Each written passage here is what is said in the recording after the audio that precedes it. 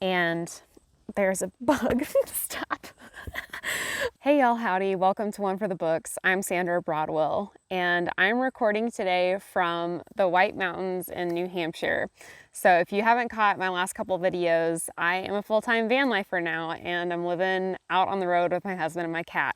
If you want any other travel content, I'm gonna be uploading a lot more of that on this channel in the future. But today we're talking about books. This is all of the books that I read in July, which was a surprisingly low number for the year for me. Part of that was because I was getting ready for life on the road. Also, part of it was because I just had a really bad reading slump due to a certain book, and we'll talk about that definitely. The first two of the books that I read this month met one of my annual reading goals, which was to read every author that I read for the first time in 2022 to read another book of theirs in 2023 if I gave their book 4 stars or higher last year. Those two books this month were Memories Legion by James S.A. Corey, because I read the Expanse series last year, all 9 books of it. And the second book was The Book That Wouldn't Burn by Mark Lawrence. And in 2022, I read the Book of the Ancestor trilogy, which I absolutely loved, and was super excited to try out something else by Mark Lawrence this year.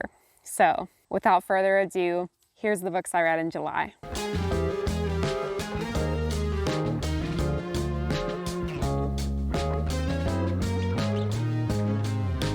I started off with The Monster Baru Cormorant, which is the second book in the Masquerade trilogy by Seth Dickinson. So if you're not familiar with the series, the first book is called The Traitor Baru Cormorant, and this is about a young girl whose homeland is taken over by the Masquerade, which is their name for the evil empire, and they destroy her culture and her economy, and they murder one of her parents, and she gets sent to this empire re-education school. And she decides basically to dedicate her life to becoming the best imperial citizen she can be so that she can infiltrate and break down the empire from the inside. Really intriguing concept. I really thought that the first book was building towards something really cool. And even though some of the emotional notes fell a little flat for me, I thought that the story overall was really awesome, and I was really excited to see how it continued to build in book 2, which was the book I picked up in July, The Monster Baru Cormorant. Unfortunately, this book fell really flat for me. It had a huge case of middle book syndrome in which the character was basically just spinning their wheels the whole time. I really didn't feel like the plot progressed at all. By the end of the book, I was basically just like, has anything even happened? And then the character even has a moment of self-reflection towards the end of the book too, where she's like, I feel like I haven't gotten anywhere. And I was like, yeah, I feel that way too. So that kind of sucked. It really took the wind out of my sails on my enthusiasm for this series. The cool thing I think about the first book was that you got to see Baru make all these terrible choices, and you knew she was going to make those terrible choices, but you still felt that sense of dread and, just really seeing kind of this person that she was becoming by separating herself from everything that she truly loved and cared about on the inside. In the second book, she continues to make those sorts of choices, but we really don't see any sort of character growth from her. She doesn't really seem to be learning anything. She's just kind of going through the motions. There was a lot more characters introduced in this book, and it was just way too long for so little to have happened in the end. There was a secondary character which was introduced, a non-binary character named Tao Indy, who I found to be really interesting. Their story is mainly told several decades before, so it's kind of a flashback introduction to this character. And every chapter that was from that character's perspective I found to be pretty intriguing.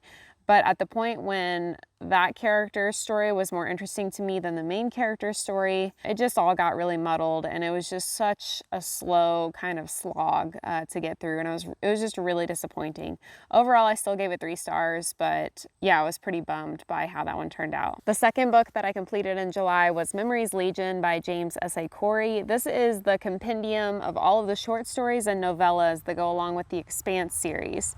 And The Expanse is a series that I fell in love with last year. I read all 9 books and I watched all 6 seasons of the television show. So I really enjoy that series. I've started doing a book versus season comparison videos, so I'll link some of those in the description box below as well. Overall, there were 8 total stories in this book, and I really loved 7 of them. One of them fell a little flat for me. That was the story that focused on Bobby's nephew, if you've read it or seen it or know what I'm talking about. But literally all of the rest of them I thought were super engaging and intriguing, and I was super happy with what the authors did with them. There were, of the 8 stories, 4 of them were included in the TV show and 4 of them were not and were completely new to me. So that was really exciting as well. Some of the stories focused on our main characters from the series, and some of them focused on side characters or even completely new characters and showed off new aspects of this universe, new settings, new places. So I found that really intriguing, and it really gave kind of a fuller picture. If it focused on the main characters, it was kind of a side quest. If it focused on a side character, it was sort of their main quest. And then with these new characters, it just showed off a different aspect of the universe altogether that didn't really have a time or place in the main series overall. And I really liked kind of the depth of feeling that gave to the world as a whole. There was even one of the stories that took place after all 9 books ended. So it was really cool to kind of see like that little peek into the future, sort of like an epilogue to the series in general. In general, I think if you read the Expanse series and enjoyed them, that you would definitely enjoy this, so I highly recommend it. I also think that if you're kind of in the middle of the Expanse series, you could go ahead and pick this up and, you know, maybe look up online like when these stories take place sequentially, and then you could kind of read them chronologically as they were released, and you don't have to wait till the end to start reading through some of these. I also really appreciated the author's notes that were placed at the end of each story individually. Kind of gave a little bit of insight into why the authors wanted to tell this story or how it fit into the overall goals of the larger story they were telling, or even sometimes like some of the things that were happening in their lives and in the world around them as they were writing these pieces of The Expanse. So I found that to be very interesting. The 3rd book I completed in July was The Book That Wouldn't Burn by Mark Lawrence, and I really had a good time with this one. This is a brand new release in 2023, and it is the start of a brand new trilogy called the Library Trilogy. This book follows 2 main characters. The first is a young girl named Elvira who lives out in the dust, and her village is attacked by sabbers. They're basically like these non-human foreigners, and they drag her away from her home, and everything kind of spirals from there. Our second main character is a young man named Ivar, and Ivar lives in basically an infinite library, and he's kind of trapped there with a couple of his siblings and these 2 like android assistants. But otherwise they're there by themselves. They've never seen any other people, and they have no idea how to get out of the library. And so he kind of has vague recollections of a life before the library, but he doesn't really remember anything about it other than the fact that he feels like there was something urgent that he needed to do, and that maybe a girl that was with him was in trouble. And so he is always looking for a way to find an exit to the library. His other siblings seem to be a little bit happier there. They have a room in the library, this mechanical room where they can take a book into it, and it creates the world of the book, kind of like a virtual reality, but much more real. So they seem to be pretty settled.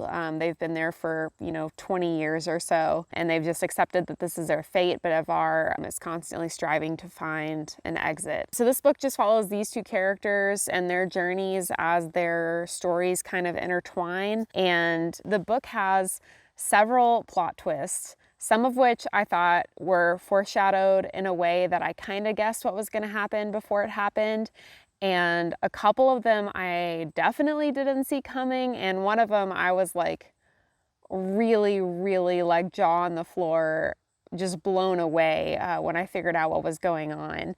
And I was so stoked about this. There was like some really emotional plot lines and some like really deep tragic things that happened and some angst that was built up because of this. And I was just like really in my feels reading this book. I felt like Mark Lawrence did such a masterful job plotting all of this, and it was just so fun to read and to be in this magical library. It was thought-provoking. It touched on some deeper themes that I found really meaningful, and it was just so emotional and unexpected and really just delicious. I was shook, and I cannot wait for book 2. The 4th book that I finished, and the final book that I finished, because this was a crazy month, was Pride and Prejudice by Jane Austen.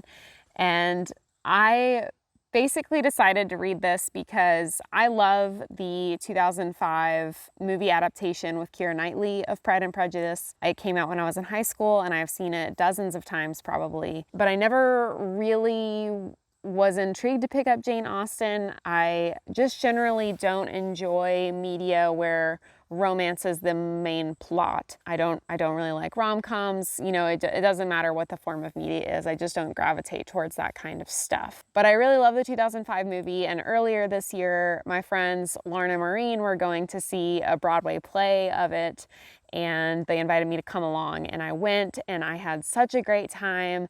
And the production, they really cranked the comedy aspects of the story up to 11, and I was just like cracking up the whole time throughout the performance. So after loving the movie for a long time and really loving the Broadway play, I decided, well, I guess I finally need to read the book, and I'm sure I will love it too. And yeah, I'm really glad that I read it. I can't deny that. And it was a pretty quick read, which was also nice. But overall, it was just okay. I definitely think the movie adaptation was better, so please don't come at me. I get why it's such a classic, and I get why so many people love it. It was a well done story. It just wasn't my type of story. Also, in the version that I read, Jane Austen didn't use hardly any dialogue tags, and so it was confusing for me to figure out a lot of the times who was speaking, and that didn't make for a very fun reading experience to try and decipher that as I was going through. So Pride and Prejudice was a 3-star. So that was the last book that I completed in July. I also continued working my way through Don Quixote by Miguel de Cervantes. This is a buddy read that I am doing with 2 of my IRL friends, and we're basically getting together like every 2 weeks-ish to discuss this and the progress that we've made. Currently, we are on page 367, and it's a really fun read. I've been really surprised how accessible of a read this is for being 400 years old, and also how little humor has changed over that time. This is a really kind of slapstick style of humor that I would consider kind of a mashup of like Monty Python meets It's Always Sunny. So if that sounds like something that you would enjoy, I definitely recommend picking this up. What I didn't expect so much with this is that it's more of like a series of vignettes rather than an overarching plot line. In some ways that's really enjoyable. It's kind of episodic, but in other ways sometimes it kind of goes off the rails, and those parts can be a little hit or miss. For instance, the parts where we're not really following Don Quixote will meet someone new, and then we might follow that person's story for a couple of chapters. Or for instance, in the part that I'm reading right now, Don Quixote is listening to someone read a story out loud, and so we're just like in that story for a couple of chapters. So again, those parts are hit or miss, but overall I'm still having a really good time reading this. There's definitely some outdated humor in this book in terms of the patriarchy and classism and racism, but that's to be expected, and it's pretty light, so I'm still having a really good time, and we'll continue to update you guys about this as we get through it, probably for the rest of the year. And finally, the book that sent me into the worst reading slump that I have had all year, that book unfortunately is The Tyrant by Cormorant, which is the 3rd and final book in the Masquerade series by Seth Dickinson. Despite being disappointed by the 2nd book, I was still intrigued to get to this 3rd book because I thought, well, you know, that was just middle book syndrome, and it's still building towards something really epic. And maybe it is, but I am not going to find out, I guess, because I am halfway through this book. I'm on page 342 out of 655, and it took me 3 weeks. to get through 342 pages. I just kept trying to force myself to read it because I'm a completionist and I don't like to leave things unfinished. I don't like to leave things unfinished. I don't mind to like read a book in a series and decide, oh, that wasn't for me, and not finish the series. Like, that's totally fine. But to read like multiple books in a series and to be so committed and then not finish it when you're so close to the end is just so disappointing. But I just was not having a good time. Every like new scene, every time I re-picked up the book, I'd have to be like refresh my memory on like what was even happening, and then I'd be like, is this even important? And more importantly, do I even care? And the answer was no. I don't really care about what's going on. And it's such a bummer because the ideas are really interesting. It's just presented in such an uninteresting way. And there's a bug. Stop. So yeah, it's like especially a bummer to me because I was so excited about the series before I started that I just knew I was really gonna love it. And so I asked for it for my birthday, and my husband got me the whole trilogy. And so like the fact that it was a gift and I'm DNFing it just makes it hurt that much more. But like I still could pick this up in the future. But I finally gave myself permission to stop reading it and picked up something else in August and started having a much better time reading again. And I was like, oh yes, thank God. It's not that I don't like reading, I just didn't like this. So that was a big bummer. I don't even want to talk about it anymore. So that's it for the books that I read in July, but I also wanted to give a little brief update on my writing progress. I know some of you have been following along with that. I started drafting my fantasy novel in July and I was participating in Camp NaNoWriMo. So I just wanted to share that I met my NaNoWriMo goal, which was 21,000 words in the month of July.